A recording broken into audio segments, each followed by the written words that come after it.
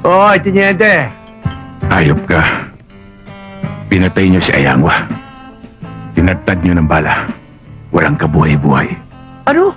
Ipinagtanggol lang namin ang aming sarili, Tiniente. Na-tiyempong nagsusurvey kami para sa expansion ng binahan. Walang kabog-kabog. Pinaputokan kami kung hindi naman kami lumaban eh. Oh, di kami pa napuruhan. Hindi humahawak ng baril si Ayangwa. Dapat nga, Tiniente, pasalamatan mo kami. Nailigpitan namin ng kriminal. Nakapatay siya ng tao ko. Maaring makalusot kayo ngayon. Pero tsatsakin ko. Yan ang huli. Yan naman ang hirap sa'yo, Tiniente. Nasayaran lang ng konting base lalamunan mo ng mga baranggani. Kung umarte ka, daig mo pa isang tunay na kalingga. Kaisa nila ako. Isa akong kalinga.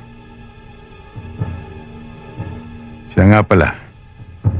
Hindi ba gusto mong malaman kung bakit magkaiba ang kulay ng aking baril? Puti at itim. Itong puti, para sa mga taong walang buti.